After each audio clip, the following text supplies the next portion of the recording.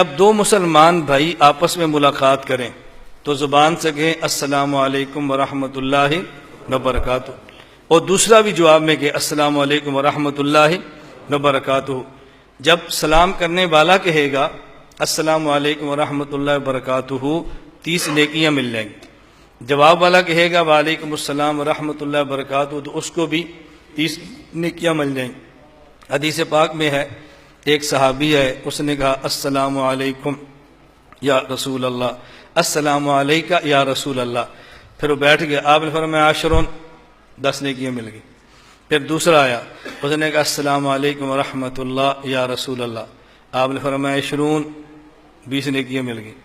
تیسرا آیا، اس نے کہا السلام علیکم ورحمۃ اللہ وبرکاتہ یا رسول اللہ، فرمایا 30 30 نیکیاں تمہیں مل گئی۔ اور ایک حدیث میں بڑا دلچسپ قصہ ہے، رسول اللہ صلی اللہ علیہ وسلم تشریف فرما تھے، وَإِذَا حُيِّيتُم بِتَحِيَّةٍ فَحَيُّوا بِأَحْسَنَ مِنْهَا أَوْ رُدُّوهَا، اس کے ساتھ امام طبری نے لکھا ہے۔ تو ایک صحابیت نے کہا یا رسول اللہ السلام علیکہ یا رسول اللہ، آپ نے فرمایا وعلیکم السلام ورحمۃ اللہ۔ پھر دوسرا آیا، اس نے کہا السلام علیکہ ورحمۃ اللہ یا رسول اللہ، فرمایا وعلیکم السلام ورحمۃ اللہ وبرکاتہ۔ پھر تیسرا آیا، اس نے کہا السلام علیکہ یا رسول اللہ ورحمۃ اللہ وبرکاتہ، فرمایا وعلیک۔ اس نے کہا یا رسول اللہ پہلے چھوٹا سلام کرتے آپ بڑا جواب دیتے تھے، میں نے بڑا سلام کیا مجھے چھوٹا جواب دیا آپ نے۔ یہ میں اس حدیث کا پورا مفہوم بیان کر رہا ہوں، مجھے آپ نے چھوٹا سا جواب دیا۔ آپ صلی اللہ علیہ وسلم نے سے مزاح میں فرمایا وہ چھوٹا سلام کرتے تھے، بڑے جواب کی گنجائش رکھتے، تو نے اتنا لمبا سلام کیا جواب کی گنجائش ہی نہیں ہے، اس لیے میں نے وعلیک کہہ دیا۔ وعلیک کا مطلب یہی ہے کہ تمہارے اوپر سلام بھی ہو، رحمت بھی ہو، برکت بھی ہو، سب چیزیں تیرے اوپر ہوں۔ لیکن رسول اللہ علیہ وسلم کبھی محبت میں ایسی باتیں فرماتے رہتے تھے، اور اگر آپ یہ مزاح نہ فرماتے امت آپ سے استفادہ نہ کر سکتی۔ کیوں؟ حدیث پاک میں ہے نصرت بالرعب، ایک حدیث میں مسیرۃ شہرین، 2 مہینے کی مسافت پر بندہ ہو، اللہ کے نبی کا رعب اس کے اوپر پڑ جاتا تھا، تو قریب والا کیسے آپ سے بات پوچھ سکتا؟ اس لیے رسول اللہ علیہ وسلم کے مزاح ایسے فرماتے تھے کہ جیسے بندہ قریب ہوتا اور آپ سے استفادہ کر لیتا تھا، یہ آپ کا مسنون طریقہ ہے۔ خیر، ایک تو زبان سے کہیں، نمبر 2 ہاتھوں کے ساتھ ہاتھ ملائیں، اور ایک ہاتھ سے مصافحہ نہ کریں، 2 ہاتھ سے کریں۔ دیکھو یہ یاد رکھیں، مصافحہ ایک ہاتھ سے نہیں کرنا بلکہ 2 ہاتھ سے کرنا۔ اس پہ ہمارے پاس دلائل ہیں کہ 2 ہاتھ سے مصافحہ کیوں کرتے ہیں۔ حضرت امام بخاری رحمۃ اللہ علیہ نے کہ باب قائم کیا باب المعانقہ، اس کا معنی ہے گردن کے ساتھ گردن ملانا۔ یہ بھی سمجھ لیں، ہم گردن کے ساتھ گردن نہیں ملاتے، یا تو سینے کے ساتھ سینہ ملاتے ہیں۔ کیا ملاتے ہیں؟ سینے کے ساتھ۔ دیکھو آپ یہ ہم ایسے ملتے ہیں، سینے کے ساتھ سینہ، اسے کیا کہتے ہیں؟ کیا کہتے ہیں؟ مصادرہ۔ سینے کے ساتھ سینہ ملائیں تو کیا لفظ ہے؟ اور گردن سے گردن ملائیں ہم کیا کرتے ہیں؟ اور بعض لوگ سینے سے سینہ نہیں ملاتے، پیٹ سے پیٹ ملاتے، خصوصاً جن کا پیٹ مجھ جیسا ہو۔ تو یہ معانقہ نہیں ہے، یہ ہے مباطنہ، پیٹ سے پیٹ ملانا۔ کیا ملانا؟ پیٹ سے پیٹ۔ اور اللہ رحم فرمائے ہمارے بلوچستان اور پختونخوا کے پٹھانوں اور کرسندیوں پر یہ کچھ بھی نہیں کرتے، نہ مصادرہ، نہ مباطنہ، نہ معانقہ، کچھ بھی نہیں کرتے۔ یہ ایسے کرتے نہ ہو، یہ ایسے کرتے بس اللہ خیر، کچھ بھی نہیں۔ میں اپنے طلباء سے گزارش کرتا ہوں جن نے تخصص یہاں کیا ہے، اللہ کے لیے اپنے علاقوں میں جاؤ اور اس سنت کو زندہ کرو۔ کریں گے نا انشاءاللہ؟ ہاں، تھوڑے سے اپنے رواج بدلو۔ تو مسنون طریقہ ہے معانقہ۔ معانقے کا معنی ہوتا ہے، یہ دیکھو میں آپ کو کر کے گردن سے گردن ملانا، یہ سمجھ آ گئی؟ گردن سے گردن، یہ ہے معانقہ۔ تو حضرت امام بخاری رحمۃ اللہ علیہ نے پہلے باب قائم کیا باب المعانقہ، اس پر حدیثیں لائے۔ پھر امام بخاری نے باب قائم کیا باب المصافحہ، بھائی صرف گردن سے گردن نہیں ملانا، ہاتھ بھی ملانا ہے، پھر اس پہ حدیثیں لائیں۔ پھر امام بخاری نے تیسرا باب قائم کیا باب الاخذ بالیدین، کیسے مسئلہ کھولا ہے، مصافحہ بھی کرنا ہے، ایک ہاتھ سے ہاتھ نہیں ملانا، بالیدین، دونوں ہاتھوں سے 2 ہاتھ ملانے۔ کس طرح کرنے؟ دونوں ہاتھ، بالیدین۔ تو امام بخاری نے پہلے باب کیا باب المعانقہ، پھر باب المصافہ، پھر باب الاخذ بالیدین، دونوں ہاتھوں سے مصافہ کرو۔ اس پر امام بخاری رحمۃ اللہ علیہ سب سے پہلے تابعین تبع تابعین ایک اثر لائے ہیں۔ امام بخاری فرماتے ہیں صافہ حماد بن زید ابن المبارک بیدیہ، حماد بن زید نے عبداللہ بن مبارک سے مصافحہ کیا اپنے دونوں ہاتھوں سے۔ کس طرح؟ اپنے دونوں، یہ اپنے دونوں ہاتھوں میں ترجمہ کس کا کیا ہے؟ ایک لفظ ہوتا ہے ید، اسے کہتے ہیں ہاتھ، ایک ہوتا ہے یدین، اسے کہتے ہیں دو ہاتھ۔ تو امام بخاری لفظ لائے یدین، ایک ہوتی ہے ہی ضمیر، اس کا معنی ہوتا ہے ایک، ہما کا معنی ہوتا ہے دو، ہم کا معنی ہوتا ہے تین، ہو ہما ہم، ہی ہما ہم، ایک دو اور تین۔ تو امام بخاری ضمیر لائے واحد کی، ہاتھ لائے ہیں دو، یدین۔ صافہ حماد بن زید ابن المبارک بیدیہ، بندہ ایک تھا ہاتھ دو تھے، بندہ ایک تھا ہاتھ، اس سے مسئلہ حل ہو گیا نا۔ کیوں؟ غیر مقلد کہتے ہیں کہ دیکھو ہم نے مصافحہ کیا، ایک ہاتھ ان کا ایک میرا، تو دو ہو گئے نا۔ امام بخاری فرماتے ہیں نہیں، بیدیہ، بندہ ایک ہو ہاتھ دو ہو، اسے باب الاخذ بالیدین کہتے ہیں۔ بات سمجھ آ گئی؟ بندہ ایک اور ہاتھ دو ہو، اسے الاخذ بالیدین کہتے ہیں۔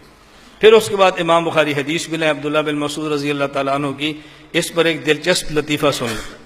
امام بخاری فرماتے ہیں، عبداللہ بن مسعود رضی اللہ عنہ فرماتے ہیں، علمنی النبی صلی اللہ علیہ وسلم التشہد وکفی بین کفیہ، اللہ کے نبی نے مجھے اتحیات سکھایا اور میرا ہاتھ حضور پاک کے دونوں ہاتھوں کے درمیان میں تھا۔ تو یہ کہتے ہیں دیکھیں عبداللہ بن مسعود کا تو ایک ہاتھ تھا نا، عبداللہ بن مسعود کا تو، ہم کہتے ہیں آج تک تم کہتے تھے ہم نے کلمہ حضور کا پڑھا، عمر کا تو نہیں پڑھا، کلمہ حضور کا پڑھا ہے، صحابہ کا تو نہیں پڑھا، اب بتاؤ تم نے کلمہ حضور کا پڑھا ہے یا عبداللہ بن مسعود کا؟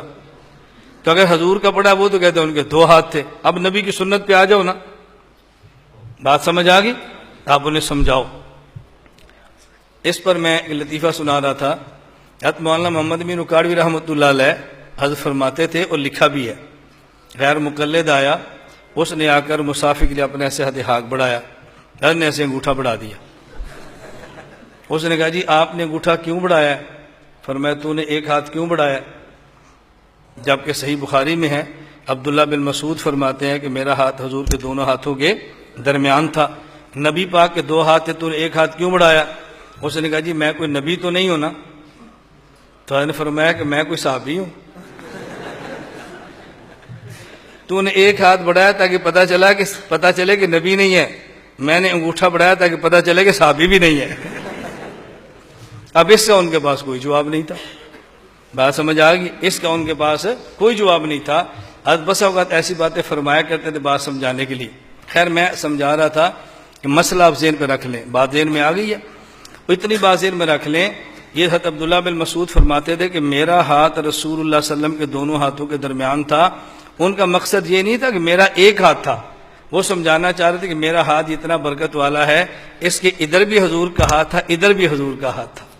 انہوں نے برکت سمجھائی ہے، یہ نہیں سمجھایا کہ میرا ایک ہاتھ تھا۔ اور خود امام بخاری رحمۃ اللہ علیہ اپنے والد سے نقل کرتے ہیں، یہ التاریخ الکبیر بھی ہے اور اپنی امام بخاری کی تاریخ، اور امام ذہبی نے سیر اعلام النبلاء میں بھی لکھا ہے امام بخاری کے حوالے سے۔ امام بخاری فرماتے تھے سمع ابی من مالک ابن انس، میرے والد نے حضرت امام مالک بن انس سے حدیث کو سنا ہے، ورآ حماد بن زید، توجہ رکھنا، اور میرے والد نے حماد بن زید کو دیکھا ہے۔ آگے وصافہ ابن المبارک بکلتا یدیہ، اور عبداللہ بن مبارک سے دونوں ہاتھوں سے مصافحہ کیا ہے۔ کس سے؟ دونوں ہاتھوں سے، بکلتا یدیہ۔ اس کا مطلب جو بندہ ایک ہاتھ کے مصافحے کی بات کرے اس کا تعلق امام بخاری سے بھی نہیں ہے، امام بخاری کے والد سے بھی نہیں ہے۔ ہمارا تعلق امام بخاری سے بھی، امام بخاری کے والد سے بھی ہے۔ غیر مقلد آپ کو جو دلیل دیں گے، بات لمبی ہے، میں صرف ایک سمجھانے لگوں۔ وہ کہتے ہیں کہ لغت میں مصافحے کا معنی ہوتا ہے الافاظۃ بصفحۃ الید الی صفحۃ الید، ہاتھ کی ہتھیلی کو دوسرے ہاتھ سے ملانا، اس کا نام مصافحہ ہے۔ ہتھیلی کو ہتھیلی سے ملا دیا، مصافحہ ہو گیا۔ آپ اس سے دو سوال کریں۔ پہلا سوال یہ کریں، ہتھیلی سے ہتھیلی کو ملانا اور ہے، اور ہتھیلی سے ہتھیلی کو پکڑنا اور ہے۔ جو آپ سلام کرتے ہیں ہتھیلی کو ہتھیلی سے ملاتے نہیں ہیں بلکہ ہتھیلی کو ہتھیلی میں پکڑتے ہیں، تو لغت کی بات کریں گے تو پھر پکڑنا نہیں ہوگا، ملانا ہوگا۔ السلام علیکم ہو گیا مصافحہ سنت، مل گئی نا، مصافحہ سنت ہو گیا۔ یہ جو آپ پکڑتے ہیں اس کا لغوی معنی کہاں سے آپ نے نکالا؟ امام بخاری کہتے الاخذ بالیدین، الاخذ تو پھر لغت میں نہیں ہے نا، تو لغت کی بات ہے پھر اتنا کہہ دو السلام علیکم، چلتے جاؤ اور مصافحہ کرتے جاؤ۔ دوسری بات آپ نے کہو، اگر لغت میں مصافحے کا معنی ہتھیلی کا ہتھیلی سے ملنا ہے تو ہتھیلی کس کی؟ ہتھیلی لغت میں ہے الافاظت، لغت میں جو ہے بصفحۃ الید الی صفحۃ الید، ہاتھ کی ہتھیلی۔ تو ہم کہتے ہیں یہ بھی پوچھو لغت میں کہ ہاتھ کسے کہتے ہیں؟ لغت میں تو ہاتھ اس کو نہیں کہتے، لغت میں ہاتھ کسے کہتے ہیں؟ من المنکب الی اطراف الاصابع، ہاتھ اسے کہتے ہیں یہاں سے لے کر یہاں تک، یہ سارے کا سارا ہاتھ ہے۔ پھر کرو مصافحہ ذرا۔ اگر لغت میں مصافحے کا معنی وہ ہے تو لغت میں ہاتھ کا معنی بھی تو یہ ہے نا، پھر کیسے مصافحہ کرو گے آپ؟ تو میری گزارش سمجھ آ گئی ہے؟ یہ باتیں آپ نے ذہن میں رکھا، بات سمجھانی بہت آسان ہو جاتی ہے۔ اللہ ہم سب کو بات سمجھنے کی توفیق عطا فرمائے۔ حدیث پاک میں آتا ہے ما من مسلمین یلتقیان فیتصافحان الا غفر لہما قبل ان یفترقا، مسلمان جب دو بھائی آپس میں ملتے ہیں اور مصافحہ کرتے ہیں، ان کے الگ ہونے سے پہلے اللہ ان سب کو ان کے گناہوں کو معاف فرما دیتے ہیں۔ بات سمجھنا، اچھی طرح بات سمجھنا، آدمی گناہ ایک ہاتھ سے کرتا ہے یا دو ہاتھ سے؟ بولو۔ تو جب دونوں ہاتھوں سے مصافحہ کرے گا تو دونوں ہاتھوں گناہ معاف ہو جائیں گے، اور جب ایک ہاتھ سے مصافحہ کرے گا تو مصافحہ بھی ہو گیا اور گناہ بھی معاف نہیں ہوئے۔ اس لیے ہم کہتے ہیں دو ہاتھ سے مصافحہ کرو تاکہ ایسا مصافحہ ہو کہ جس سے گناہ بھی معاف ہو جائیں۔ اللہ ہم سب کو بات سمجھنے کی توفیق عطا فرمائے۔ تو میں نے کچھ مختصر صاحب خدمت میں عرض کر دیا ہے یہ بات سمجھانے کے لیے کہ آپ کو مرکز اہل سنت والجماعت کا قیام سمجھ آ گیا نا۔